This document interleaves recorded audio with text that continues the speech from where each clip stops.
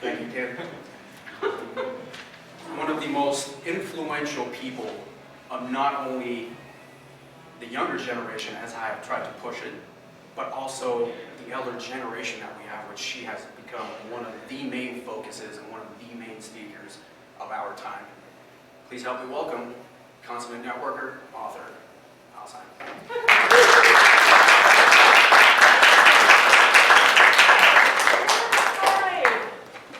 Well, we're going to have a little fun, but I feel like you guys are a little far away from me, so I want those of you who are too far to come closer. I won't bite you. Move up here. I don't want to lose my voice. I have to talk. I have to do the Biz Talk Blender tomorrow night. I always lose my voice when I do the Biz Talk Blender. So, well, good. So I've met a few people who have all different kinds of businesses. I know Nicole because she was my intern. Yay! Now she has her own business, which is really exciting. And she's doing social media and marketing for people, which is fantastic. She learned a lot. I remember when you first started. You had Brett, right? And he started with you. So how many of you are working in social media, doing something with social media? How many of you use social media for your business? All right. I met a coffee roaster. I got some guys who do promotions for nightclubs and such. And so everybody's got something that they want to do. If you're not an entrepreneur yet, but you want to be, raise your hand. All right, great. So I do need to tell you that when I was growing up, I never sat around thinking, oh, I think I'll be an entrepreneur.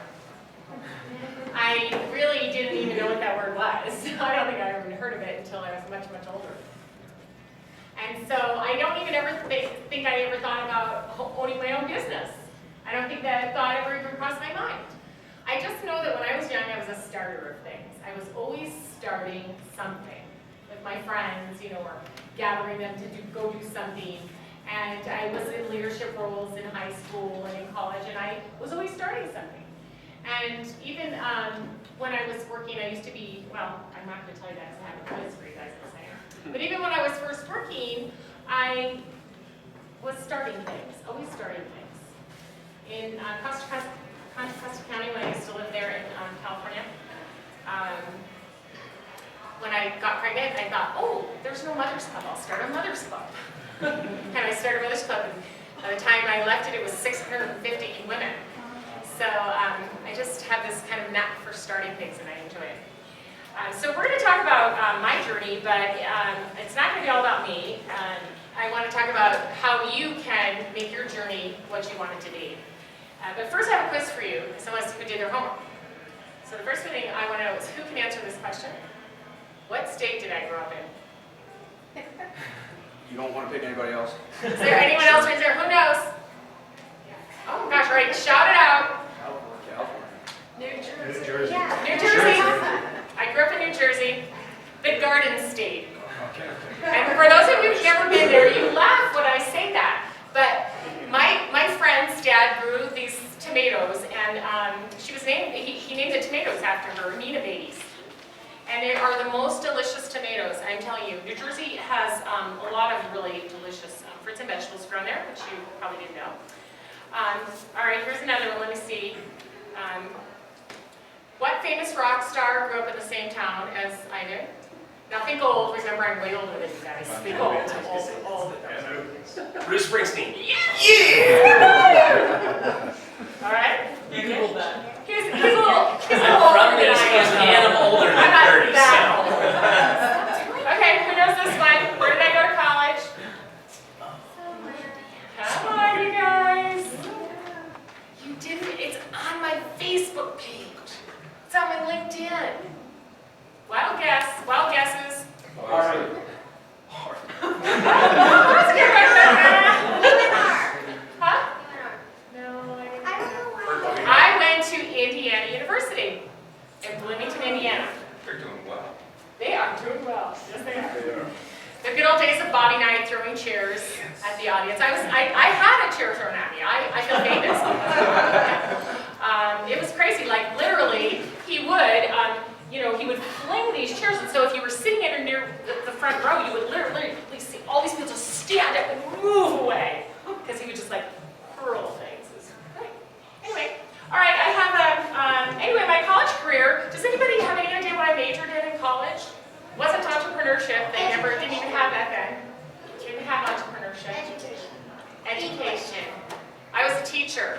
I have a master's degree in education. My undergraduate is in special ed, and my graduate degree is in literacy. And so I was going to be a teacher, not an entrepreneur. Is that fine, okay?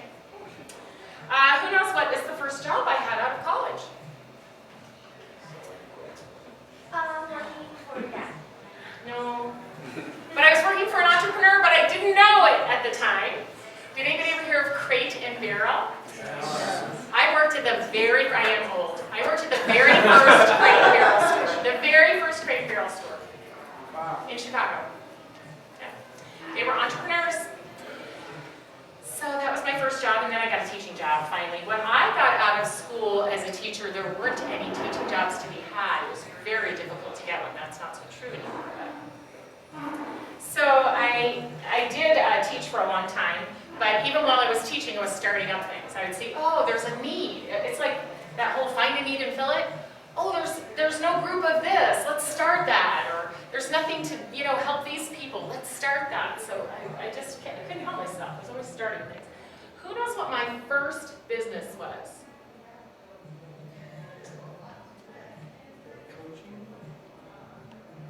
Mother's Club. That was nonprofit. It was a business. It was nonprofit. It was a business. But before that, my very first business was a children's bookstore and resource center for parents and teachers. And how did I start that first business? Well, I don't have a degree in business, and I didn't know what an entrepreneur was, and I didn't have an entrepreneur club to hang out with. I had no idea. All I knew was that the kids that I was teaching, and the teachers at the time, I was teaching graduate level courses for teachers, as well as teaching young kids. And I knew that the reading, kids were just not learning to read the way that I thought they should be able to. I thought, reading should be a joyous thing. How many of you love reading? I love reading. Smart people usually do love to read, but in school I was like trying to figure out why these kids didn't want to read, and these parents didn't know how to help them read. It was, I thought there's a need here. And so I started Book Adventures. And actually how I started this business was I was teaching graduate level teachers for the University of San Diego, and in California, and I think here too, teachers have to continue their education throughout their career. They can't just stop. They have to keep taking credits. So I was teaching these graduate classes, and I would show these teachers how to do things and they had never seen before, because I was very inventive and creative, and they were like, wow, how did you do that? Where did you get that? And what I would do is I used children's books, children's literature, to teach almost everything. Because if you look around, the most beautiful children's books are everywhere, and you can use them to teach almost any subject. And so I would go everywhere that I would look for children's books. I was always looking for them, and I had this huge collection. And so then I'd go in and I'd be telling the teachers, now we're going to do the social studies unit, and it's on how the presidents, blah, blah, blah, blah, whatever. And I'd say, in this book, with all the presidents, they'd be like, where did you get that? And then I'd show them the next book, and they'd be like, well, where did you get that one? I'm like, I don't know, I just get them everywhere. And so I found this little bookstore in my town, and I went over there. It was called The Little Professor. And I said, if I bring you these books, would you be able to order them for me, so that I could take them to my class? And she's like, sure, just get the ISBN number. I didn't know what an ISBN number was, but I learned really fast. It's an international number, and every book has one. And so I got the ISBN numbers, and then I would ask the teacher to say, oh, I'll take that one. And they'd all sign up on a sheet, and they'd hand me checks. And I would go to this bookstore, and I would get the books, and give her the checks, and I would card them back. And I was making nothing. But I was going to the store, giving the checks, picking up the books, big boxes of books, lugging them into the place, and having the teachers take them. And I was like, somebody said to me, why don't you get a resale license? I'm like, what's that? So I looked into it, and I was like, oh, I could get a resale license. So I got that started. And meanwhile, while this was going on, I would write. We didn't have blogs back then. I didn't know what a blog was. I never heard blogs weren't invented yet. So I wrote a little newsletter, and I would take a picture of the book, and I had my little computer, I think it was an Apple back then, and I put the picture on, and then I would type about that book. I would write about that book and what you could do with that book and all that stuff about the book, and I made a whole newsletter of it. It was called Alice's Wonderland. And I had all these books in there, and I would give them out to the teachers for free. I spent all this time writing and getting it ready and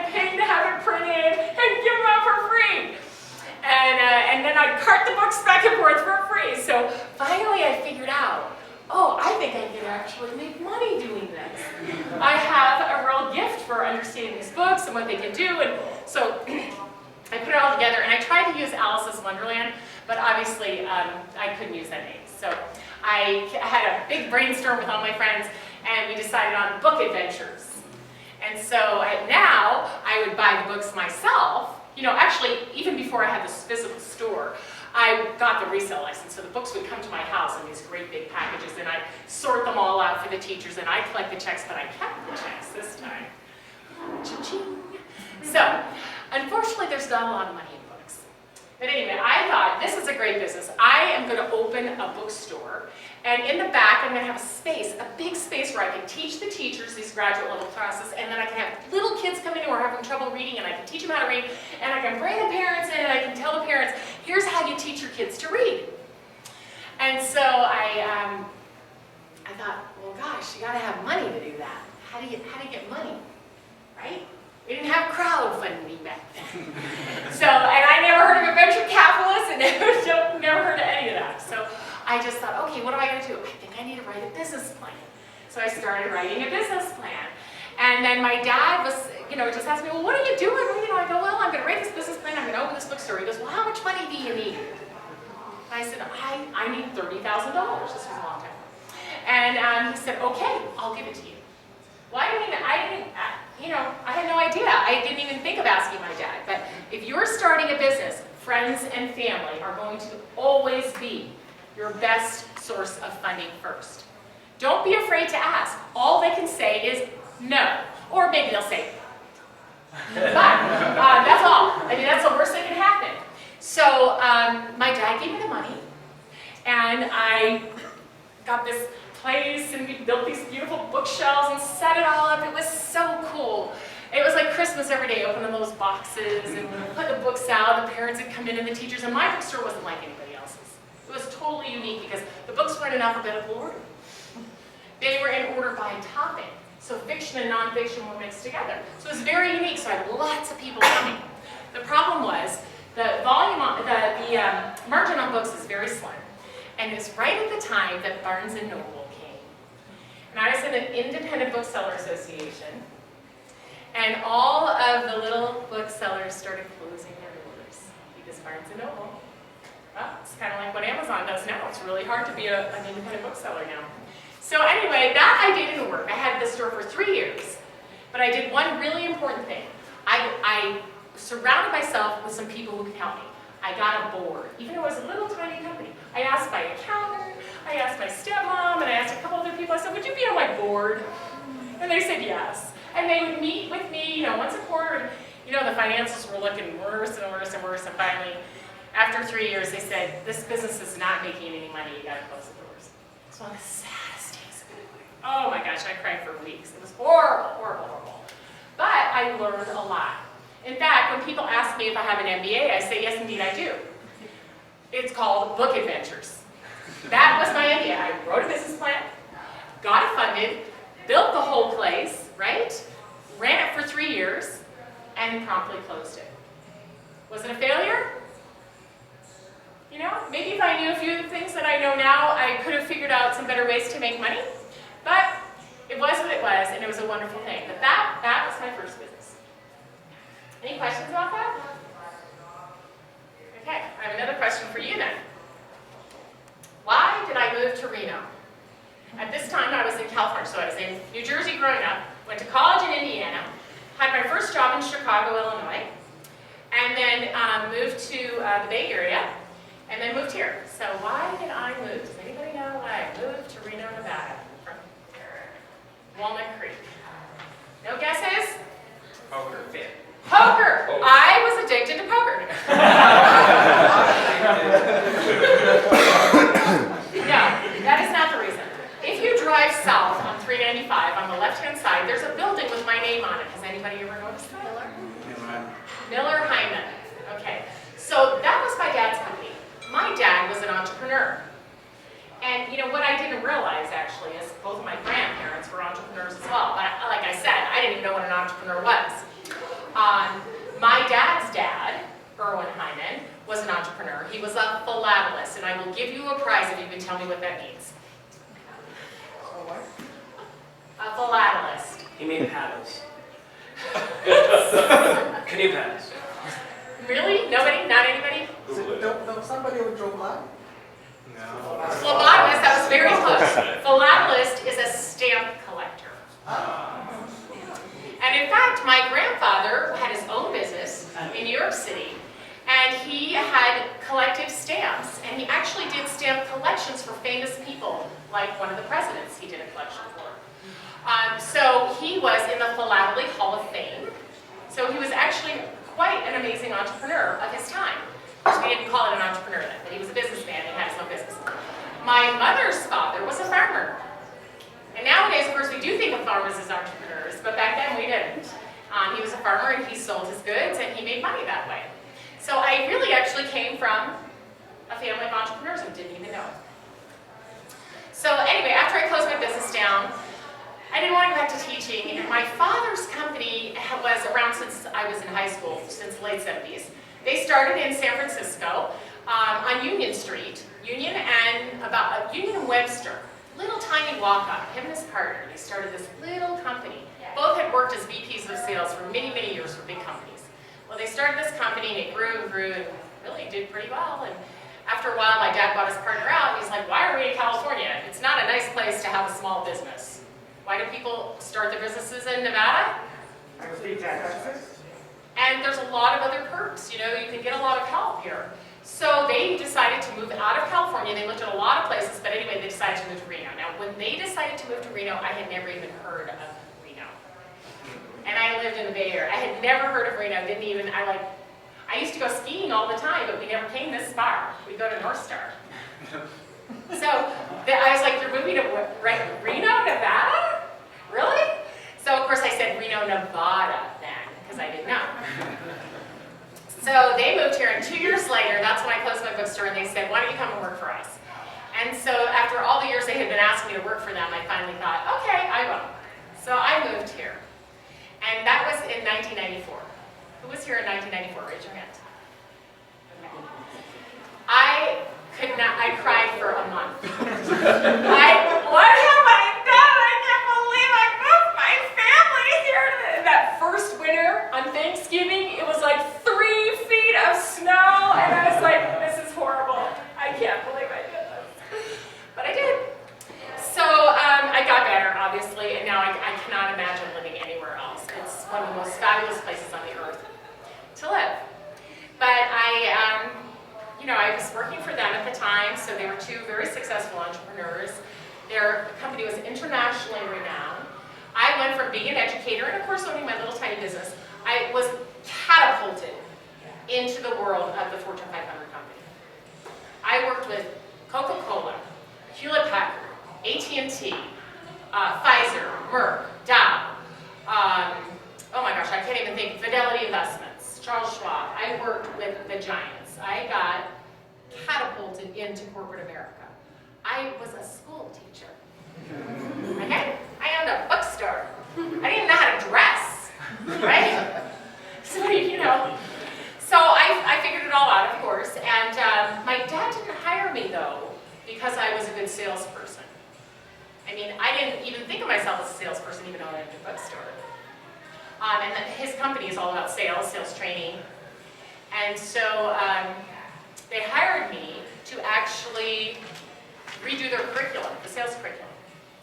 And so I did that. And I did a great job, and I got it all done. I wrote all these huge manuals, and I said, okay, now, Dad, I need to go out and teach this stuff, because I got to see if it worked. I got to make sure what I did works, right? I'm a teacher, I teach. He's like, whoa, whoa, whoa, whoa. Teaching salespeople is not like teaching kindergarten. I said, really? Okay, I'll take that under advisement. And so I went off, and he let me do it. And of course, I got rave reviews. And it took me a while. The biggest problem was that when you have to stand up in front of salespeople or CEOs or anybody, you better have some credibility, right? So I can stand up here in front of you, and you're all sitting here listening to me because I have some credibility, right? But if you had never heard of it, who is that person? You don't come to see that, right? So here I am standing in front of these salespeople who have been Fortune 500 companies. They made $100,000 a year plus, and I have really no sales experience. So I had to make some up real fast. I had to gather stories from all the other salespeople and stuff so I could, stand up there and tell them what I do. So that was pretty interesting, but I got some sales experience really fast, of course, working for my dad's company because I did have to work with all those big clients, and it was kind of fun. Now, I need to pause here and ask, do any of you work for your parents? How was that? Yeah, it was an experience. It was an experience. Say no more. And you? And how was, is that, you still work for your parents? And how is that? Challenge. So just imagine for a moment working for your own parents. Everybody got that one? Yeah. I lasted 3 years. And I was so mad at the end of that. I was like, I will never speak to them again. Never. I was never going to speak to them again. So I left and I started my own company. Now, let me tell you about the year that I started my own company. There is never a good time to start your own company. Never. This was 1997. I got a divorce. I quit my job, right, of course, to start my own company, and sold my house and bought a new house and started my business. So people thought I was nuts because I had to, they're like, what are you doing? I'm like, well, I'm going to quit my job, and no one will loan me money to buy a house if I quit my job first. So I need to go buy a house really quick before I quit my job so I have a paycheck stub to give them. Anyway, it all worked out. Got rid of that husband. Got rid of the house we lived in, bought a new house. Worked out really great. And I started my company. And my company grew 50% a year, 3 years in a row. Okay? So you're thinking, how did you do that? I didn't have a strategic plan. I had never heard of one. I didn't have a business mentor. I didn't have any help. I just knew that I had to support myself and my son. Right? And I couldn't work for my parents anymore. So I had to get out and make a living. Well, luckily, when I left Miller Heiman, I didn't completely sever my ties. I stayed working for them as an independent contractor. So I still was able to work with some of my largest clients. But the coolest thing happened right around that time.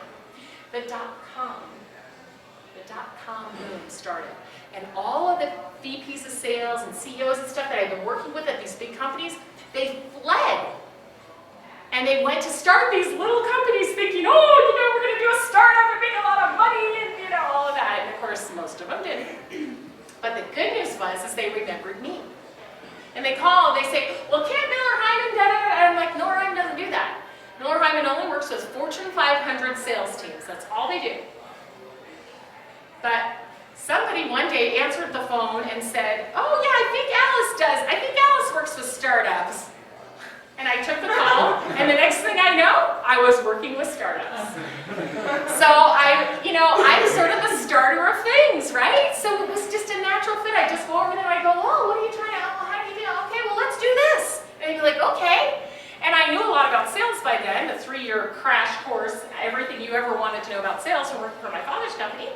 So I just said, well, we need salespeople, and we need a sales manager, and we need computers, and we need it to work like this, and then we need to get them out there to go sell. And that's what we did. And so I worked with a ton of these little companies and got them going, got them started out. So I wasn't paying attention to my own company. I was just doing what I do, right? Well, doing what you do sometimes can get you in a lot of trouble. So it was good. I had, like I said, I had got divorced and did all this stuff and was making a boatload of money. I think that by my 3rd year in that business, I made $250,000. Just me out there helping entrepreneurs and stuff, which we didn't call them entrepreneurs then. We would call them just startups and dot-coms and all that stuff. So, so then all of a sudden, I got really sick. And I couldn't work anymore. So I was like, I didn't think, how can my business exist without me? I didn't have a plan. I had some money saved, but I went through it so fast because I wasn't bringing in any money, right? And so this whole time, and I'm very optimistic, I'm thinking, I'll just be better tomorrow, I'll be better tomorrow, I'll be better tomorrow. Well, I got into a lot of debt because of that, because of my business. I tried to keep my business going, I paid my employees, but I couldn't work and I couldn't bring any money. It's really, really scary. It was a really scary time. And so during those, years, I was, barely able to do anything. It was just an excruciating pain all the time. But when I started to feel better, and I kept at it, kept working at getting better, kept working at getting better, kept working at getting better. And I was reading some things and learning some things, and I decided, okay, I'm gonna go back out and rebuild this business. But this time I'm not gonna fly all over the country and make myself sick again, because I was, every week I was somewhere. I was in Washington, D.C., I was in Colorado, I was in Texas, I was all over the place. I thought, I'm gonna make my business work in my own backyard. And before that, I had never networked in Nevada. I didn't hardly even know anybody in Nevada because I was flying out all the time to do business. And that's when I invented the BizTalk London. Because I started going to events, people were holding events, and what I found is I walk in and like, these two people knew each other, so they were all talking to each other. And these two people knew each other, so they were all talking to each other. And those two people. And I was like, well, how do I get to meet anybody new if everybody just stands around talking to the people that they already know? I'm like, that's crazy. And that's what happens still today at networking events. I just can't believe it. It just drives me nuts. So I started an organization called WeAct, Women Executives Accelerating Change Today. I did that in 2001 with a bunch of other women who kind of came from the Bay Area too. And we were like, well, let's make our own networking group that networks. And we were about mentoring and networking and professional development. We developed this whole mentoring program. I put this whole mentoring program on, and we trained the mentors and the mentees, and we had professional development, and we had networking. And I wanted the networking to be really good, so I invented the BizTalk London. And you know how I got the idea for it? Something I used to do when I taught kindergarten. So it worked great. And we made a ton of money and had a bunch of members. And anyway, after a while, I got off that board and it just sort of went its own way. But another thing that I started. So built my business back up. Took me a while. But as I was doing it this time, I got a strategic plan. I recommend it. It's a great thing to have a plan. I got some mentors. I hired a coach. I got some people who kind of act as my board. I bounce ideas off them and stuff. So I built my business back in a smarter way. And now, still today, I'm changing my business because my business relies mostly on me. 80% of my revenue right now, and by the way, I'm back up and above my pre-being sick revenue days.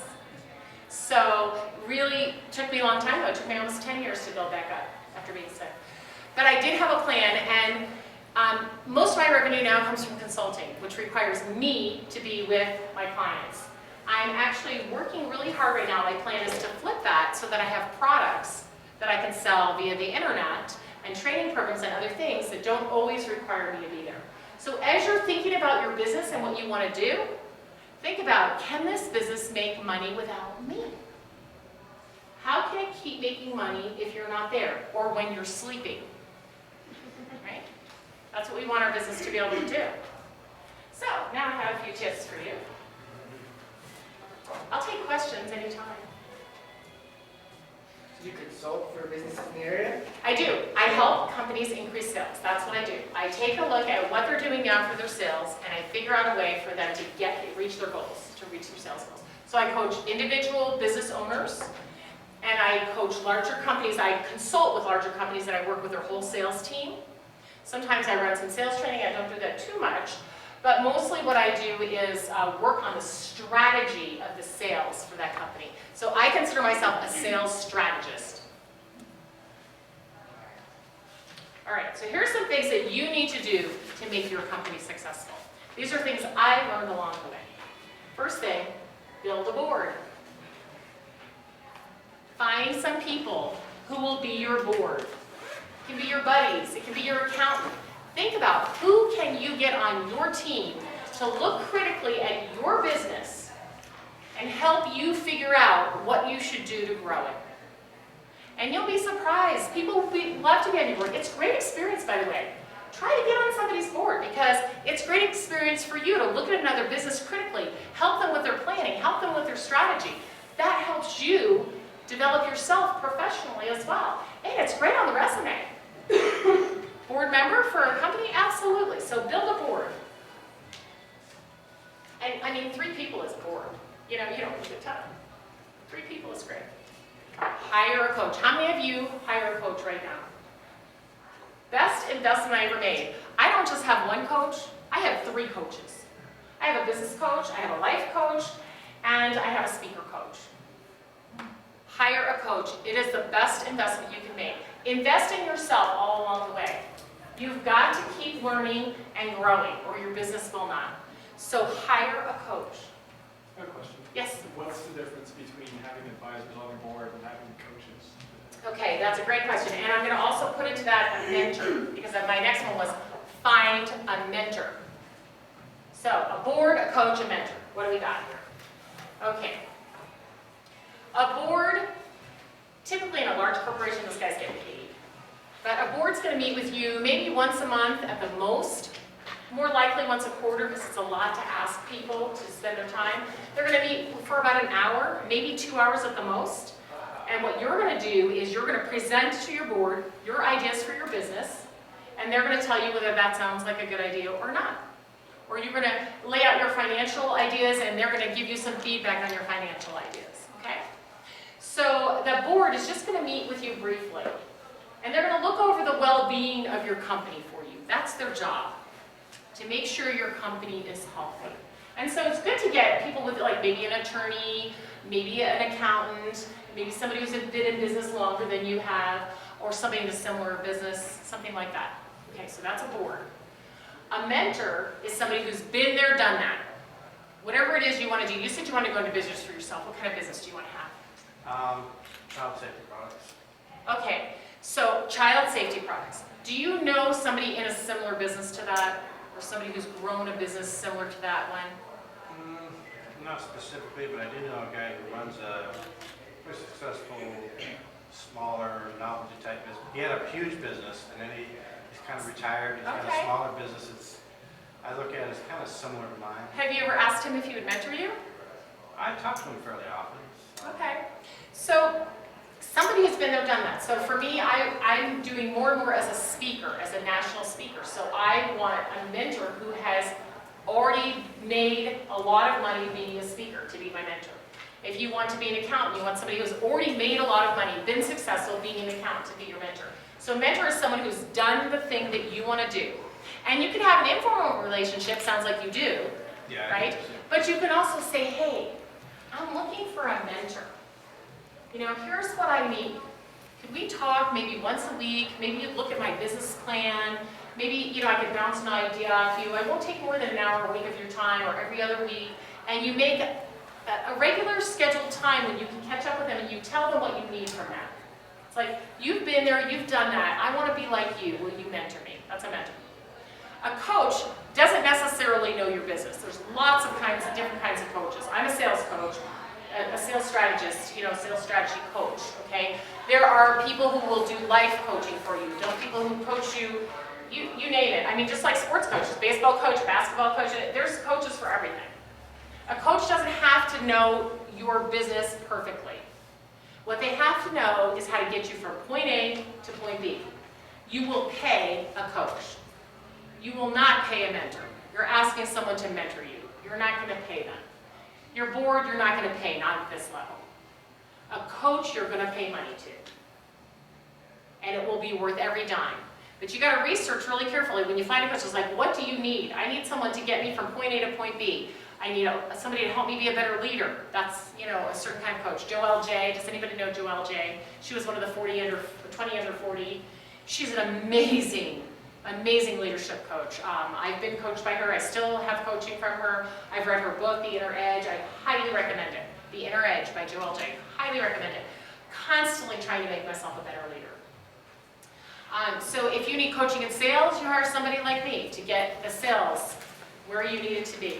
So you think about what kind of coach you need and you find that person. If you need to be coached in project management, Kevin Sicati is an incredible manager, coach for project managers. So people have specialty areas, but they don't have to know your business exactly, but they can help you get from point A to point B. Does that answer your question? Absolutely. All right. Anything else about that? Yes. I'm just trying to imagine approaching someone who doesn't know me well, who's been in the industry, and saying, will you meet with me once a week free of money and mentor me? I'm trying to imagine someone saying yes to that. Well, I do it all the time. And I know a lot of my business friends do it as well.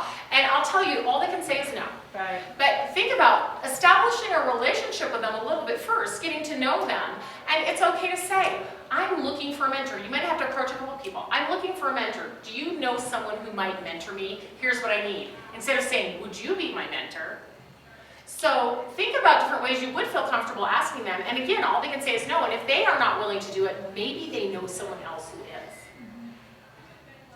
If I take you to dinner, will you be my mentor? With permission? If I split the meal with him, eventually. There you go. We'll just have to have more of these kinds of meetings. I work for wine. Exactly why I asked you this afternoon. So, but I do think you can find mentors. You'd be surprised. Look at the university, look at large companies, look at your parents' friends. Really start to think about who could be your mentor. You know, sure, if you tell me a certain thing you want to be mentored in, I might know somebody, and I might be willing to ask them for you. Somebody else might be willing to ask. Start asking them, gosh, I'm looking for a mentor. You know, in business, men get mentored anyway, and I'm not trying to make any statements here about, you know, but it's true. Guys kind of mentor guys.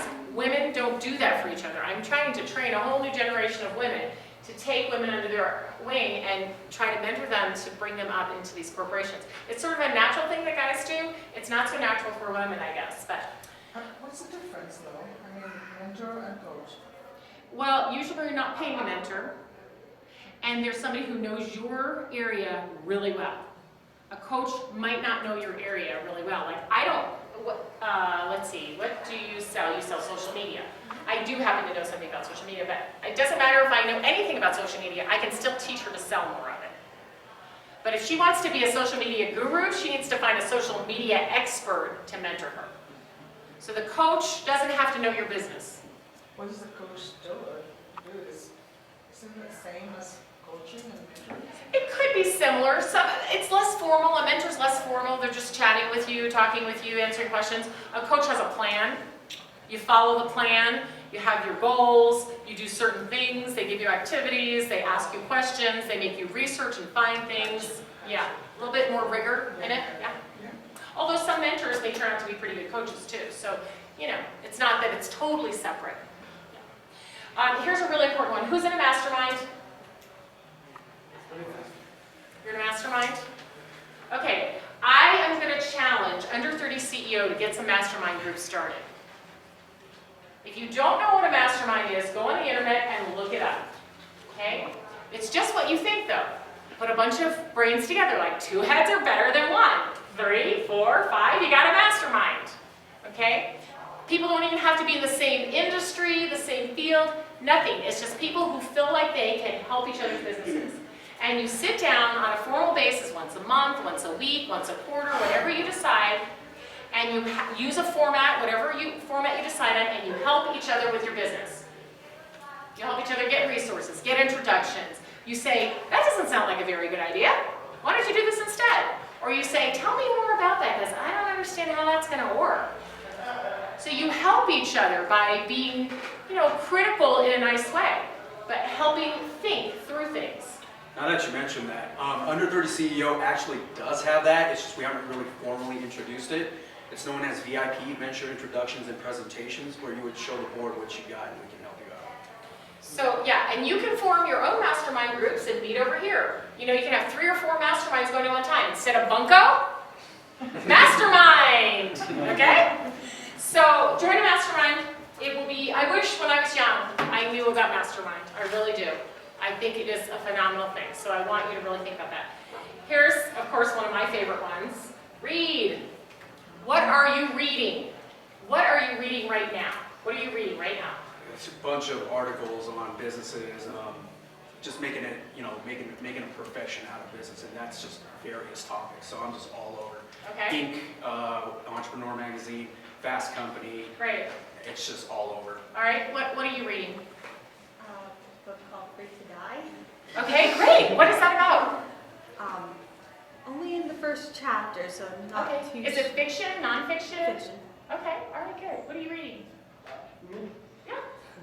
I read Rich Dad Poor Dad, Why We Want to Be Rich with Robert Kiyosaki. Okay. Robert Kiyosaki's great. What else? Who else is reading something? Tell me what you're reading. Yes, back there. Simon Sinek. Start with Why. One of my very favorite books. If you have not read Start with Why by Simon Sinek, please read it. If you go to my LinkedIn page or my Facebook and look what books I'm reading, I'm always posting up the books that I'm reading, okay? What else? Who had their hand up? What are you reading? Reading, there's a new bunch of social media magazines that someone created. And so it's very specific, like there's one magazine for each platform, Wow. which is kind of nice. And they're all digital, which I love because I hate getting magazines in the mail. So I'm reading a bunch of those, and then I'm reading Jeremy Blue Ocean Strategy, so I'm reading that. Blue Ocean Strategies, another great book, okay? There are tons of great business books out. Never stop reading. Read fiction, read nonfiction. Read business books, but read outside your area. I love science, so I read about science, and it gives me ideas for my business. Isn't that crazy? But read outside your area. Read about fishing, read about animals, read about science, read about anything. But read outside your area. Read about human behavior.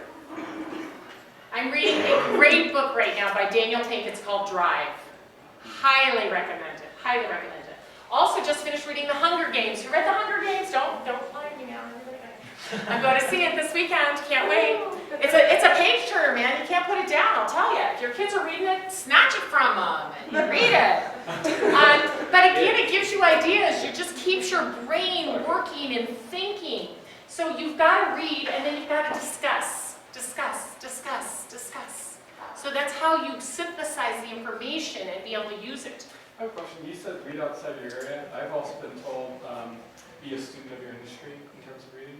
Absolutely. I guess.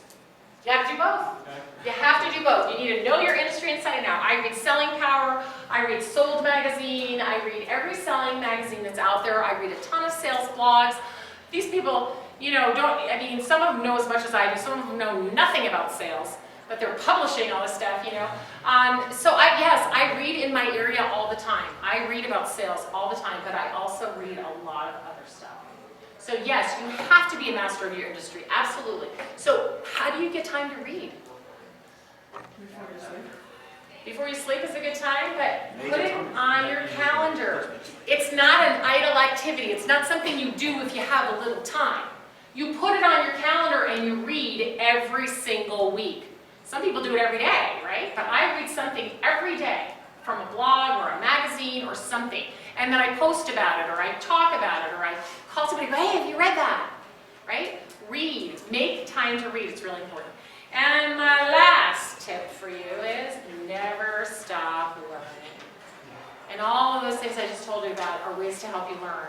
Even taking your kids to the Discovery Museum is a way to help you learn. Skiing, sports, reading, taking a walk, those are all ways to help you learn. Chatting with people, visiting other businesses. All of you need to visit each other's businesses. Even if they're in your home, visit other businesses. But never stop learning. I will take any questions now. Do you have a list of resources for mentors or coach, things like that, in your website? I don't really have a list. If you need a certain kind of coach, you can email me and I can tell you where to find a coach.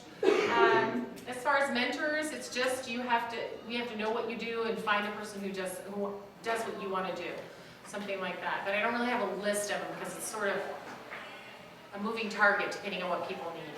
Do you think it's necessary to maybe work for free for this type of business you want to start with, so you have some kind of experience? Or Working for free is an interesting thing. Sometimes, I can tell the students up at UNR all the time, If you can't get a paid internship and you really want to work somewhere, tell them, I'll work for free. I want to work for you so badly. Let me just tell you, if you do that, they will bring you in, take you on, and before you know it, you'll be being paid and you'll probably be offered a job. So it just depends how much drive you have and what you want to do. If you are starting a brand new business and you've never, like you want to be a coach and you've never coached anybody before, who's going to pay you money to coach them? You're going to have to volunteer to coach a few people and get some testimonials and get them to say that you're a good coach. And then somebody will pay you, right? But you think about it. Well, I've never done this before, but pay me to do it. It's kind of silly. So one of the good ways is go work for somebody else who's really good at that and learn from them and then leave, right? That's what people do. They go work for big agencies, big companies, whatever. They learn how to do it, then they leave. So that's one way to do it. Or if somebody else has a business, ask to shadow them. Or say, yeah, I'll work for you for free for a short time or for a really low price. There's lots of different ways to do it, but somehow you have to get experience so that you can sell what you have. Yes? So, for businesses, obviously selling your services or your goods is an important point. You come from a sales background. Can you offer us some of your best tips? Some of my best sales Or tips? best practices? Sure, I'll give you a couple. One is, don't sell. Because here's what, people think selling is, hey, hi, I'm Alice Hyman. Listen, I can help you increase your sales. I am so good at it. Let me tell you all about how I'm going to do it, okay? Now, you just sit right there and I'm going to talk to you. No, that is not selling, okay? What I do is I build a lot of relationships. And almost all of my business comes to me. I refer, and people find me. Because I'm very good at what I do a great job, and I don't ever try to sell anybody. I wish that word didn't have such a bad connotation, Because I'm proud to be in sales. I'm proud to be a salesperson. But sales to me is problem solving. You have a problem, I might be able to solve it. I don't know yet though, so let's chat about it for a minute. And I will ask you a bunch of questions about what you do and how you do it now, and what you'd like to be different. And I'll say to you at the end, I think I can help you, or I don't think I can help you, but I know somebody else who might be able to. Because I have a vast network. Be a resource in your life. Be a resource. Know enough people that if you can't help somebody, you will know somebody who can. That's why groups like this are great. You know what you each do. So you're like, oh, no, Nicole can help you. Oh, so-and-so can help you, right?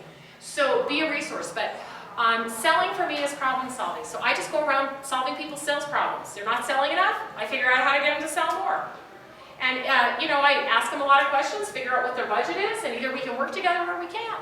But I don't make it any kind of pushy thing, or, I'm not running up to people at networking events, telling them everything I can do. I only ask questions at networking events. I only learn about you. I only build a relationship. Try to figure out how I can help you.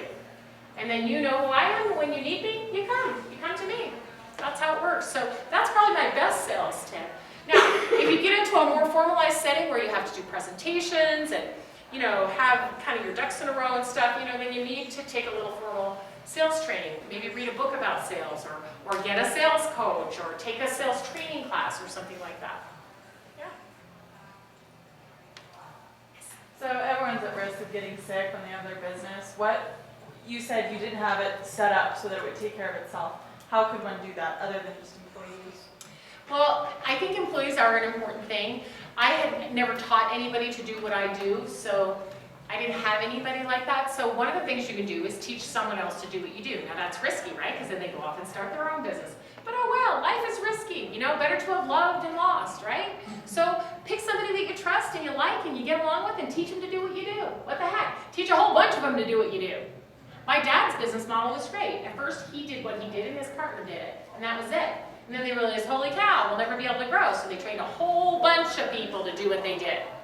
And then they just kept real tight control on the quality, and those people went out and made a lot of money for them.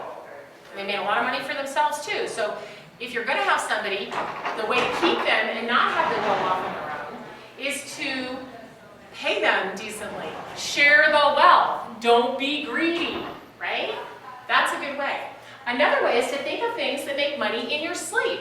So right now, if I had videos and books and stuff that people could buy, they could buy those when I was sleeping.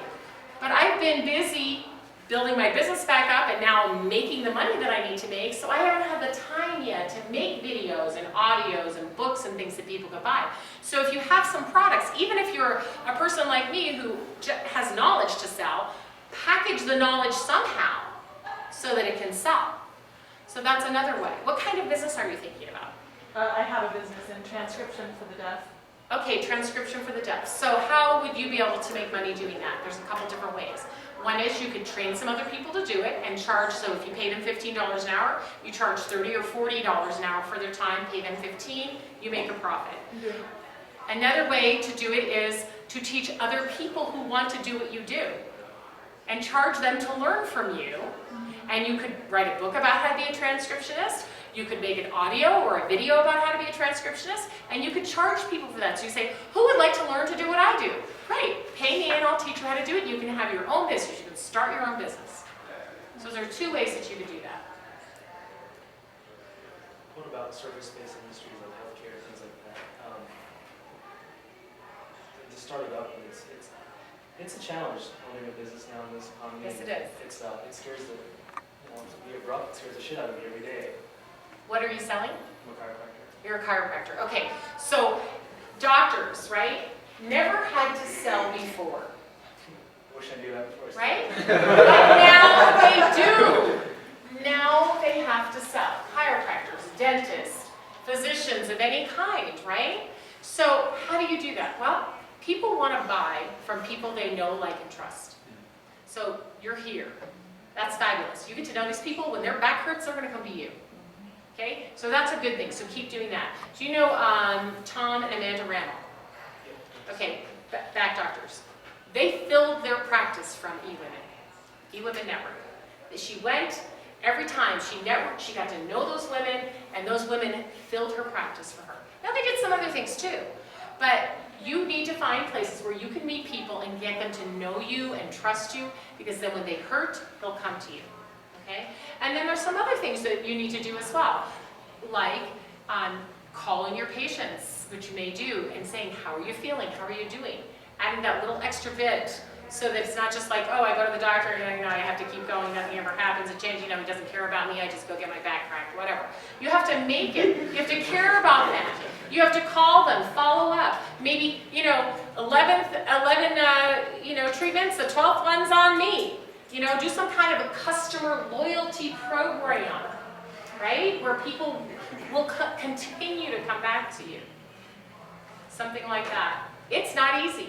And you can't sit in your chiropractic office and wait for people to come to you, can you? It's going to kill you. You've got to get out. So whenever you don't have scheduled appointments, go out into the area around your business and give them flyers. Tell them about how to stay healthy. Don't just come to me when you hurt. Come to me before you hurt so I can help you stay healthy and give you a special deal for doing that. So canvass the area, maybe buy a list of all of the homes within a 2-mile radius of you and send out a mailer to them and tell them about how great your chiropractic care is and why it's different. And then ask all of your friends to please refer people to you. Remind them all the time, hey, here's an extra card in case anybody you know is hurt. I want to see them. Okay? Amanda Remmel, when I first met her, I was still getting well. And she's one of the reasons that I can stand here right now for this period of time. She treated me for free for months because I had been through so many doctors and so much chiropractic care, and I was so out of money and so not believing that anyone could fix me or help me or whatever. And she just said, I'm going to treat you for free because I think I can help you, and I know you don't believe it, but I can. And she did. So sometimes you go out on a limb. She went on a limb with me and it was worth it. Now I'm a walking advertisement for her. I cannot tell you how many people have gone to her because of me. So you got to find somebody like me, somebody that you've really helped, that will go out and talk about you all the time. Wayne. All right. Other questions? Okay, wait, hang on. He's got one. Go ahead. So you covered so much in this talk. What is one thing we can go out this week and just do, just to make our business better, to grow it, just take this step in the right direction? I think if there's something you could do this week for yourself is sit down and think about what your sales plan is and how you're going to increase your sales. Think about how you can get everybody here to help you do that. And then don't be afraid to ask people for help, because all they can say is no. So that I would say to you, just sit down and think, how am I going to get more sales? Who can help me? And then don't be afraid to ask them. And then just get it rolling. Get it rolling. Yes. I was just going to ask, so my line of business is financial advisor, and there's a point where you might already be working with a professional, and I'm always pretty confident that I can help them, I can add some value. But I fear the point where it comes to, okay, why don't we sit down, let's talk about some solutions, let me show you how I can help you better, because I feel like oftentimes I might be pushing them away at that point, even though we've had a good relationship, we built a relationship before that. What would you say about that? How long have you been in business? In the financial services industry for 3 years. 3 years. Okay, so there's a lot of guys in financial services that been around 30 years. So you're looking at somebody like me and saying, hey, pick me. Okay, so what do you have to do to get somebody like me to pick you? I have a guy who's been doing this for 30 years. Why would I switch? So you kind of have to think back to maybe when you were in school, like being an intern, and just start to be inquiring with people and just say, hey, I know you have a financial planner. I'm building my practice, and I need to practice. Can I just come over and ask you some questions and learn about what you're doing? I know you're not going to switch from the guy you've had for 30 years, but I'd just like to talk to you. Maybe I can give you some ideas, and it would help me learn. Would you be willing to do that? And let me just tell you something. People will start buying from you, right? If you want money, go ask for advice. If you want advice, go ask for money, right? So that's what happens. Oh yeah, I need some money. Well, let me give you some advice. Don't be afraid to just ask your friends and family, hey, I'm only 3 years in this business. I need some more clients. I'm still learning. Let me learn. Let me help you while I'm learning. Give it away. Just give it away for free. I give away my knowledge all the time. It comes back to me tenfold. I sell real estate. How can I improve my sales? Well, that's a long conversation. Real estate in this market is tough, but I will tell you this again. It's about relationships. You have got to get to know people. You can't just flit around a little bit. You've got to take time with people. Look at them. Talk to them. Learn about them. Get to know them. They might not need you today, but it will come when they do. And then with all of your businesses, build those relationships, but stay in front of them. Don't let them forget about you. It's like, today I heard, but I haven't heard from him. I haven't got his newsletter or any coupons or any discounts or anything. No, nothing from him in, 3 months. I'm thinking, oh, my back hurts. What should I do, right? I don't think of him because he hasn't stayed in front of my face. I haven't seen him at any networking events. I haven't got any email from him, nothing. Haven't seen him on Facebook. So I go in the phone book or I call my friend, oh, my back hurts, who should I go to? Now, this was really embarrassing. This happened to me the other day. This was true. I needed a caterer. Well, I happen to be really good friends with a caterer, but I hadn't heard from her for a while, and I couldn't think of a caterer. I couldn't think of okay, get her a caterer. And then I kind of got slapped. Oh, yeah, But she didn't stay in front of my face. We are all busy. We are bombarded with information, and you don't want to be one of those bombarders, but you do have to stay in front of people. So you have to see them personally, give them a phone call, send them an email that has value, not just a spam, Interact with them on Facebook, interact with them on LinkedIn. You've got to maintain those relationships at a level that makes people remember you and want to come to you. Tell success stories all the time too. That's another great thing. If you're publishing a newsletter or a blog or something, tell success stories. People love to hear success stories. Share those. Yes? So, I have an organization where there's primarily outside sales. And what I want to do is leverage myself by hiring outside sales reps. I've tried it in the past, failed miserably, my churn was horrible. So what are some key aspects that you're looking for as a hiring manager for hiring a sales team that you consider is qualified to actually, you know what I mean? It's one of the hardest things. Go buy this book. It's called You're Not the Person I Hired. And it's by Barry Deutsch and Jane Boydell and Brad Remillard. You know, not- You're not the person I hired. You can get it on Amazon. I don't know if it's in Kindle edition or not. It's a very difficult thing hiring people. Hiring salespeople is difficult because you hire somebody who had a track record and did great at another company, and they come to your company and they fail miserably. How could that be? I thought you were good at sales. You were good at sales over there. Now I bring you over here. You're not good at sales anymore. What happened? It's because you hired the wrong kind of salesperson. Maybe they were good at generating leads, but you need them to do account management. Or maybe over here they were handed a bunch of accounts and did account management, but they didn't have to generate any leads and they don't know how. So you have to find the kind of salesperson that you need to do the job. If you need a hunter, somebody who goes out cold calling, knocking on doors, not afraid of anything, you've got to hire that kind of person. And that may be a different type of person that will sit in office and manage accounts and take care of people. Different personality types. You also need somebody who has some experience, but who's trainable, who will learn it your way and not just do it their way, because that's not good either. And then you need somebody with a personality. So there's so many elements that go into hiring. This is what I say, call a professional. Because, you know, it's like I don't drill my own teeth and I don't litigate in a courtroom because I'm not really particularly good at either of those two things, nor would I want to be, and I don't know how to do them. So go find somebody who is a specialist in hiring salespeople to help you. And hire a sales team that will work and that won't have the churn and burn.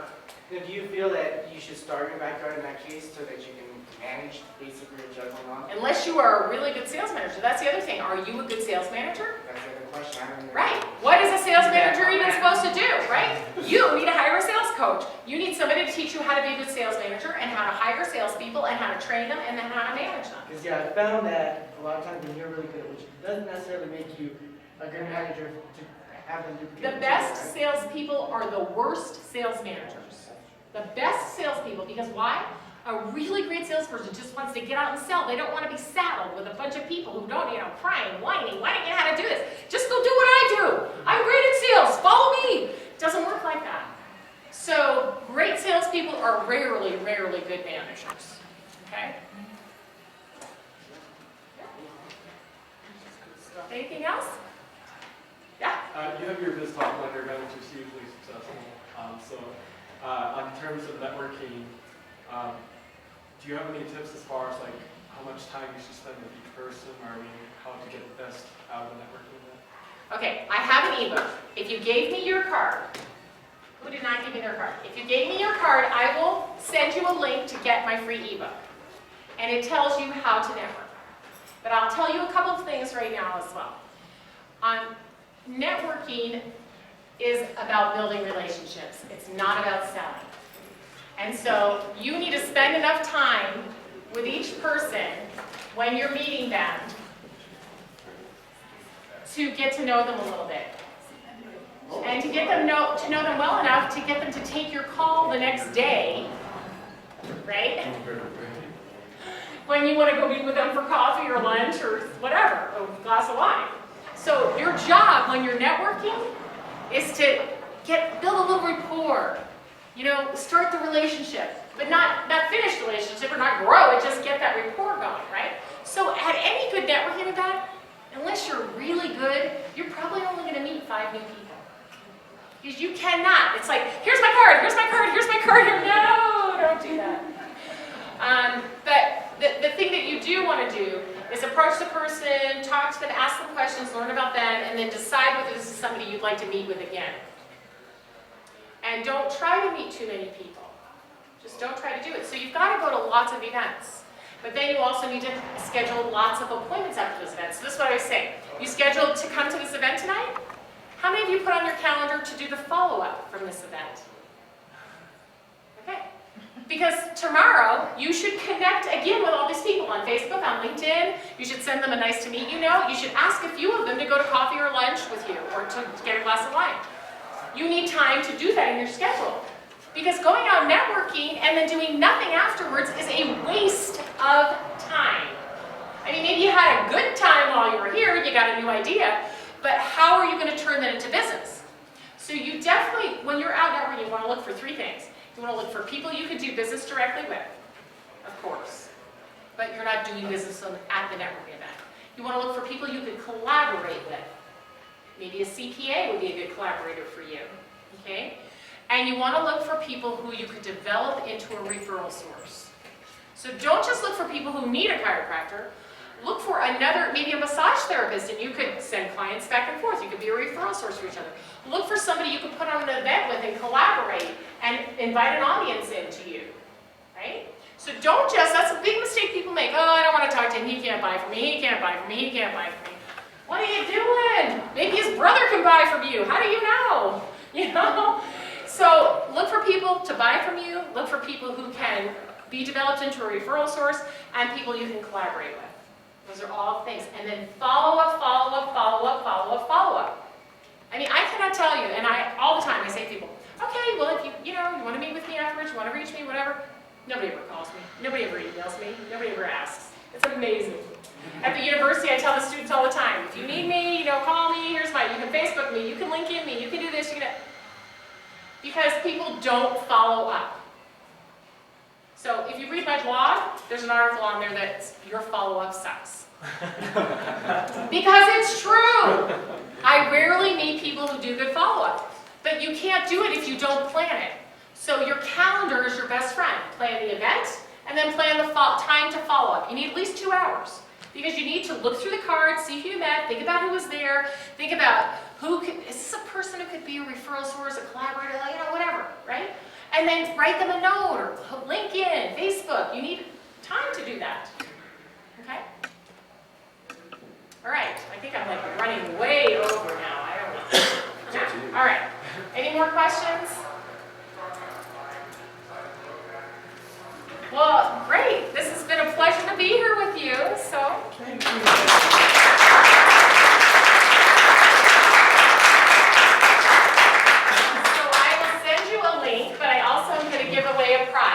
a friend of mine wrote this book, 4 Essentials of Entrepreneurial Thinking by Cliff Michaels. Let's see who's going to win that one. Oh. Last chance. And I promise I will not spam you. That is not something that I do, but I will find you on Facebook or LinkedIn. And by the way, like with Facebook, if you don't want to be somebody's friend on Facebook, don't. It's like you just use that for your family or whatever. That's up to you. But don't ever feel compelled to take anybody as a friend on Facebook or on LinkedIn or anything else. And don't take people you don't know. Read my blog. Do not connect with people that you do not know. If you try to connect with me on Facebook and I don't remember you, you better write me a little message and say, Alice, remember you met me at Under 30 CEO. Same with LinkedIn. You better say, Alice, remember you met me at, because otherwise,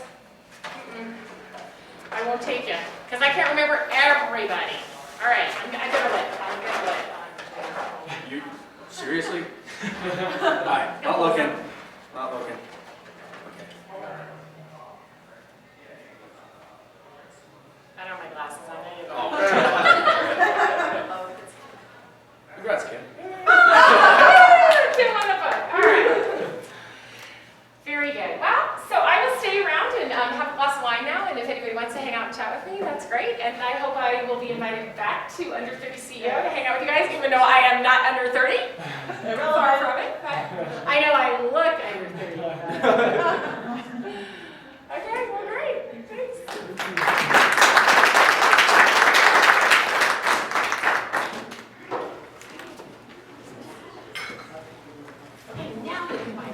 Let's go.